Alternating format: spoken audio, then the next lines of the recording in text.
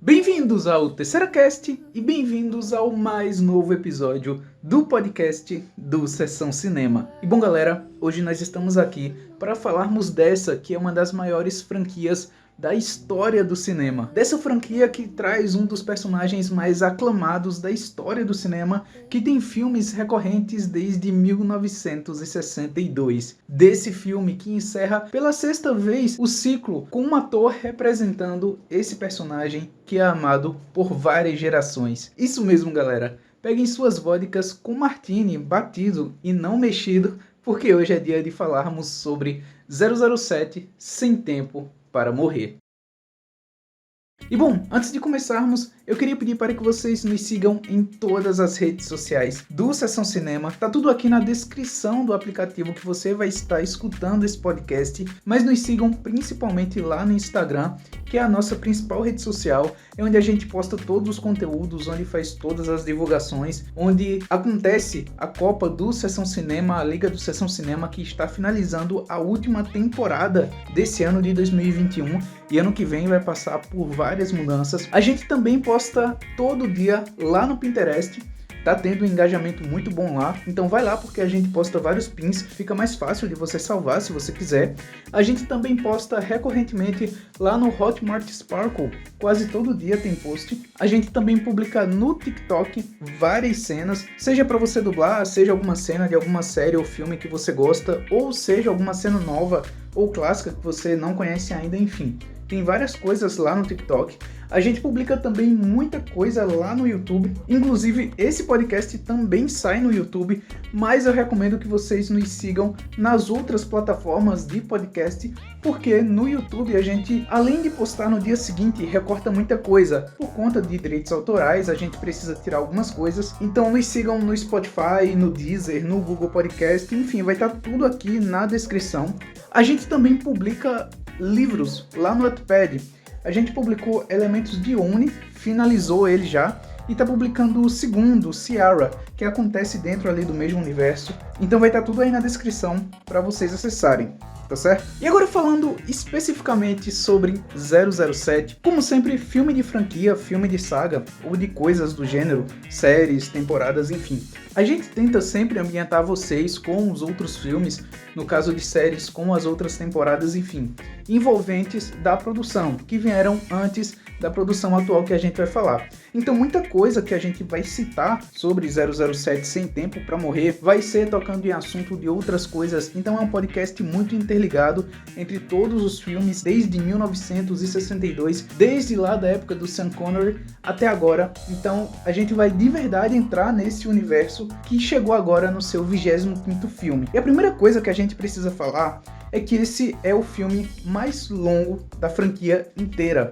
O filme tem 2 horas e 40 e alguma coisa, tem quase lá 3 horas. Porém, o filme ele não é arrastado, sabe? Não é um filme longo, não é um filme lento, não é um filme desgastante. É um filme que funciona, é um filme que é muito bem ritmado, é um filme que é muito bem controlado e você se sente satisfeito, você se sente confortável. A maioria das cenas são essenciais porque tudo é bem construído. Ele te ambienta bem de onde ele quer chegar, aonde você está no momento, de onde tudo veio. É uma história muito interligada nos outros filmes da franquia da época do Daniel Craig. Isso a gente vai citar um pouco mais pra frente, mas o fato é que o filme não é desgastante. Ele é muito bem conduzido, ele é realmente muito bem ritmado. Tem algumas partes do filme meio lentas, mas não tanto como aconteceu, por exemplo, em Operação Skyfall, que teve toda aquela dinâmica com Amy e o filho dela, enfim, teve uma barriga ali um pouco arrastada. Aqui não, tem algumas coisas de família também, alguns problemas do passado que voltam, mas é um negócio muito localizado, é um negócio que não desgasta, não é um negócio que te incomoda. Então a história, apesar de ser longa, apesar de ser um filme bem extenso, não é desgastante. É realmente um negócio legal de se assistir. E muito disso acontece por conta da direção. O diretor desse longa não é um cara muito conhecido. O Cary Joji Fukunaga não é um diretor grandioso do cinema. Ele tem mais produções localizadas, tanto no cinema quanto na TV. Mas ele produziu esse filme, ele dirigiu e ele faz um trabalho excepcional. Apesar de não ser um grande diretor muito famoso, muito popular, Ele é muito talentoso, já provou isso ganhando um Emmy e se prova aqui também. Ele entrega um trabalho excepcional, é um filme muito bem dirigido e, como eu já citei, é um filme realmente muito bem conduzido. Então, no geral, o trabalho da direção e de roteiro também, a gente vai citar um pouco mais daqui a pouco sobre roteiro, mas é um filme muito bem controlado, é um filme que teve uma avaliação muito boa, já saiu a avaliação, é um dos filmes mais bem avaliados de toda a franquia e com razão. É muito bem dirigido, é muito bem roteirizado e é muito bem controlado. Como eu já citei brevemente, o roteiro, ele é bom, sabe? O roteiro no final sai com um saldo positivo, mas além disso, ele é bem redondinho, ele se completa muito bem. Ele apresenta o problema no começo do filme, naquela cena pré-crédito inicial que tem, inclusive é uma das cenas pré-créditos mais extensas da franquia. A apresentação da Billie Eilish começa bem tarde ali no filme, mas é importante para você ambientar o personagem, para você contar a história, para você entender o que é que o filme quer passar. E ele fecha o ciclo, fecha o arco, inclusive lembrando muito os filmes ali da década de 60, 70, mas também década de 80 ali, que a gente vai citar mais pra frente. Mas tem muita coisa de história fechadinha que se assemelha muito a essa época, sabe, dos filmes. E o filme, ele é bem redondinho, a história é bem contada, eu acho o roteiro bem escrito. Tem algumas coisas que você tem que ir ali com uma certa descrença, mas é aceitável, sabe? Eu acho que teve coisas piores durante o decorrer da história do personagem, dá pra você aceitar. Tem algumas soluções simples de roteiro também que você fica um pouco pé atrás, mas é muito pontual mesmo. No geral, o roteiro é muito bem feito, a história funciona e entrega. Não é uma história que abre tantos problemas e vai deixando pelo caminho, ele vai resolvendo aos poucos, vai fechando os arcos, o arco principal ali é bem fechado, então o filme é bem ok nesse sentido. Além da história ser amarrada dentro dele mesmo, ela é muito amarrada com os outros filmes que vieram antes. Os 4 filmes do Daniel Craig, desde Cassino Royale até Quantum of Solace, Operação Skyfall e Spectre, os 4 filmes de certa forma já conversavam entre si, mas aqui eles ainda completam muita coisa. Talvez você se perca um pouco na história se você não tiver assistido os outros filmes, porque tem coisas que, por exemplo, aconteceram lá em Cassino Royale que interferem diretamente em ações aqui. Inclusive, uma das cenas iniciais do filme é justamente isso. É ainda envolvendo a Vesper. Tem algumas coisas envolvendo a Amy também. Tem coisas que foram construídas lá em Quantum of Solace, lá em Operação Skyfall e principalmente Spectre. Spectre é muito citado nesse filme. É um dos maiores pesos dessa história aqui e tem muito envolvimento com tudo que acontece. Então é tudo muito interligado e apesar de você entender sem ter conhecimento dos outros filmes, é legal você assistir para você se aprofundar mais, para você entender mais. Com certeza, você tendo o conhecimento desses outros filmes, desses outros 4 da era do Daniel Craig, que inclusive é um reboot, para quem não sabe, eu acho que é meio óbvio, mas para quem não sabe, é um reboot. Muita coisa que foi utilizada, principalmente ali na época do Roger Moore, algumas coisas do George Lambesi também foram usadas nesses 5 filmes com o Daniel Craig. Então é um reboot, e um reboot que conversa mais só com ele mesmo. Existem algumas referências que a gente também vai citar no podcast mais tarde, mas é muito fechado na própria franquia.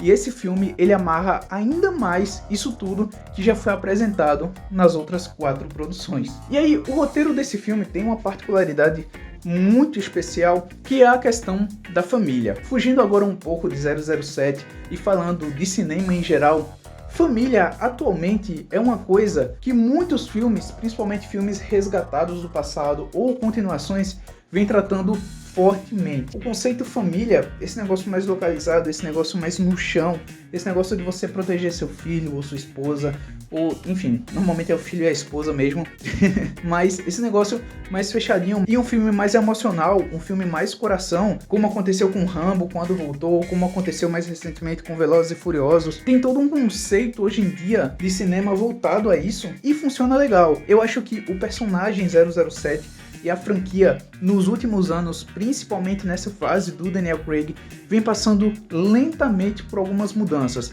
Mudanças essas que agradaram algumas pessoas e desagradaram boa parte do público também. E essas mudanças vão continuar nos filmes mais pra frente, isso é inevitável. E uma dessas mudanças, para esse filme em específico, foi trazer uma família. O 007 já tinha se casado lá atrás, no filme A Serviço da Sua Majestade, o filme do George Lambesi, mas como vocês sabem, o casamento deu errado. Eu não vou dar spoiler do porquê para quem não assistiu, e gera consequências diretas no futuro lá na época do Roger Moore. Aqui nesse novo 007, desde Cassino Royale, vem essa história de família, vem essa história de um James Bond um pouco mais apaixonado, de um James Bond menos mulherengo, um negócio mais localizado, e nesse filme é justamente o ápice disso. Ele luta pela família, isso é muito claro, o filme inteiro é essa questão, e é uma motivação que funciona bem, é uma motivação profunda, é uma motivação do coração e que entrega, você entende, é aceitável e você não questiona. E eu acho que isso é o legal desse tipo de roteiro, desse argumento, porque é um argumento não questionável, você entende o motivo, você entende a razão, ele tá protegendo os seus, ele tá protegendo sua família e você não vai contra isso. E do jeito como é construído, principalmente com esse James Bond do Daniel Craig, que realmente é um pouco mais conectado com as mulheres que ele fica, que é um pouco mais conectado ali com as parceiras mais profundas que ele constrói, isso é até ainda mais aceitável. Se fosse com Sean Connery, talvez fosse bem questionável, mas com o Daniel Craig não. Eu acho que com o Daniel Craig é totalmente aceitável e realmente funciona esse conceito. Não trouxeram do nada também, é um negócio que realmente está ali presente já rondando há um tempo, e o passar do tempo da história e como eles contam essa linha do tempo também é aceitável, também tá legal. Respeitam inclusive esse tempo que o Daniel Craig ficou fora da franquia, então pra mim é um ponto bem ok e um ponto importantíssimo do filme. Além desse filme respeitar a trajetória do Daniel Craig na questão do roteiro, na questão da trama e do argumento, a gente tem um respeito no aspecto do próprio personagem, em como ele é abordado nesse filme, em como tratam ele nesse filme. Eu não acho que é só um respeito a esse atual James Bond, mas é um respeito também à pessoa que interpretou ele. O Daniel Craig é o James Bond mais diferente que nós tivemos até hoje. Todos os James Bonds tinham um certo padrão, se encaixavam muito bem em aspectos que em suas décadas, em suas épocas, eram bem mais aceitáveis para a cara de um espião britânico. Por mais que o Daniel Craig seja muito padrãozinho, por mais que ele literalmente seja um loiro dos olhos azuis, para a época que ele foi escolhido lá em 2005, comparado a quem veio antes, que foi o Pierce Brosnan e antes dele o Timothy Dalton, e aí enfim, antes vinha o Roger Moore, o George e o Sean Connery, mas se você literalmente fazer uma comparação, até o momento, o Daniel Craig era o mais diferente, e ele entregou um James Bond diferente, a franquia entregou histórias diferentes. A franquia entregou filmes mais autorais do que já tinham acontecido antes nas outras décadas. A franquia ousou, a franquia alterou personagens, a franquia alterou o modo como vocês viam algumas figuras clássicas da franquia. E nesse último filme não poderia ser diferente. Vários filmes dessa fase do Daniel Craig não foram baseados diretamente dos livros do Ian Fleming, como aconteceu recorrentemente com os outros atores. Desde a época do Pierce Brosnan, alguns filmes tinham roteiros adaptados de arcos específicos de alguns livros ou histórias escritas do zero. E aqui com o Daniel Craig, praticamente todos os filmes foram assim, inclusive esse. Então isso justifica um pouco esse 007 um pouco mais particular. E esse filme traz justamente esse respeito a essa fase do Daniel Craig, a fase mais diferente, com o ator mais diferente, comparado, claro, aos outros que nós tivemos, e com uma identidade própria, com uma assinatura própria, que saiu das mãos dos diretores que trouxeram isso para o cinema, e claro, também saiu da mão do Daniel Craig e de todo mundo que participou desses 5 filmes. E além do respeito a essa personalidade do Bond, o filme entrega um final muito especial para o personagem e para o ator. Realmente é um final de redenção, é um final de entrega, é um final de fechamento de ciclo, um fechamento de arco e é um final de história. O Daniel Craig já deixou claro há muito tempo que esse seria o seu último papel de James Bond, que ele interpretaria o personagem uma última vez, e a mensagem do filme é exatamente essa: acabou a fase Daniel Craig, vai ser encerrado esse arco, daqui pra frente possivelmente vai ter outro reboot. Eu acho que no cinema atual dar uma continuidade a essa franquia com um novo ator não funcionaria, e eu acho que também não faria nexo por conta de como o filme se encerrou e por como a história caminhou ao longo desses 5 filmes. E eu acho que vão mudar mais coisas além do que já mudaram durante todos esses anos com o Daniel Craig no personagem. Eu acho que daqui pra frente vai ter mudanças bem mais profundas, daqui pra frente vai ter mudanças bem mais atuais e bem mais polêmicas também. E creio eu que o principal pico dessas polêmicas vai ser o futuro novo 007. Outra produção envolvendo James Bond ainda não foi confirmado. Um novo filme do 007 oficialmente ainda não foi confirmado, não está sendo produzido, mas houve uma deixa que o James Bond irá voltar, que o 007 irá voltar. Então a gente já pode especular um possível novo ator ou até uma possível nova atriz para interpretar o espião mais famoso do cinema, que no caso agora seria a espiã. E aí a gente entra num ponto muito delicado que realmente já causou muita discussão na internet sobre o novo 007 ser uma mulher. E aí vale o seguinte fato: nesse filme já temos uma 007 mulher. Eu não vou dar muito spoiler do que acontece, mas nesse filme já foi apresentada que tem uma personagem que é a nova 007. Além de que é uma mulher negra, fora que a mulher é incrível e super empoderada dentro do filme. E não é questão de militância, o roteiro caminha bem para chegar nesse ponto. Não é um negócio simplesmente jogado, é um negócio construído e que não é construído de hoje. É construído desde 1964, lá em Goldfinger, quando a gente descobriu que existe outro 00,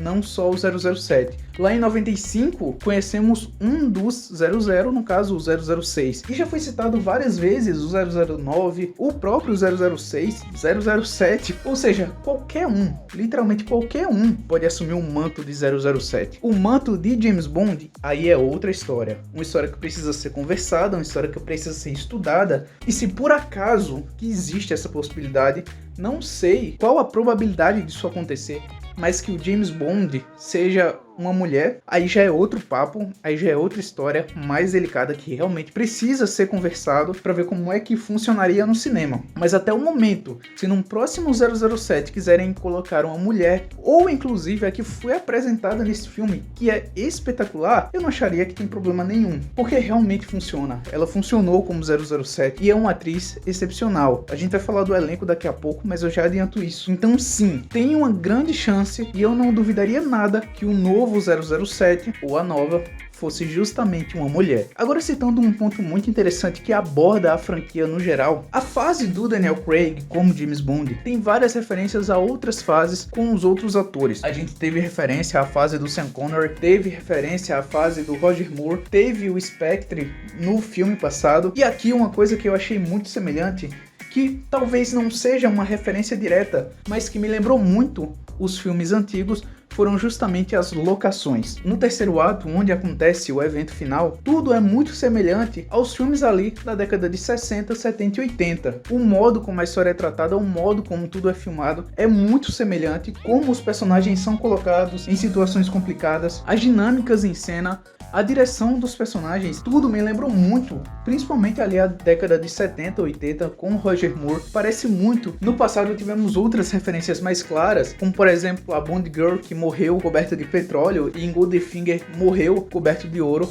O carro de Goldfinger também apareceu lá em Operação Skyfall. Então tem várias referências bem mais claras, porém visualmente falando ficou sensacional. Realmente eu achei muito parecido e pra mim, sem dúvida, é a referência mais clara desse filme. E agora, chegando no final do podcast, tem duas coisas que eu queria falar. O primeiro é sobre categorias do Oscar que talvez esse filme concorra ano que vem, e claro, sobre o elenco. Citando primeiro onde eu acho que o filme possa concorrer no Oscar, fotografia, é porque o visual desse filme é belíssimo, é lindíssimo. É um filme muito limpo, é um filme muito claro, que você entende exatamente o que está acontecendo. Então, sim, talvez concorra por fotografia. Eu acho realmente difícil, porque vai lançar muita coisa ainda, tem muito filme com potencial nessa categoria, mas talvez possa concorrer, porque o filme é realmente muito bonito. A parte sonora do filme é perfeita. O Hans Zimmer provavelmente vai concorrer de novo ao Oscar e talvez ganhe, porque o clima, a atmosfera que ele constrói é absurda, é perfeito. É um dos principais pontos do filme, sem dúvida. Outra que pode concorrer por conta desse filme é a Billie Eilish, por melhor canção original. A música No Time to Die ficou perfeita e com certeza vai ser uma das favoritas concorrendo lá no Oscar do ano que vem. Efeitos visuais, o filme também concorra, provavelmente, porque funciona muito bem, principalmente dentro das lutas, que são muito bem coreografadas. Vale esse destaque aqui, as lutas do filme são muito bem feitas, são muito bem dirigidas e são muito boas. Então eu acho que especificamente o filme vai entrar em alguma dessas categorias. Acho que principalmente na parte sonora, o Hans Zimmer e a Billie Eilish pra mim são favoritíssimos. Talvez na fotografia o filme concorra, não acho que ganhe, mas enfim, o filme é lindo e efeitos visuais pra mim também funciona. Não sei se vai ganhar, mas possa ser que seja indicado sim por essa categoria. Fechando a análise aqui, eu queria falar um pouco do elenco, começando pelo Daniel Craig, que por estar mais maduro, entrega realmente uma das melhores atuações dele dentro da franquia. Ele tá muito bem, tá um James Bond bem maduro e pra mim funciona. A Léa Seydoux atua pra caramba também,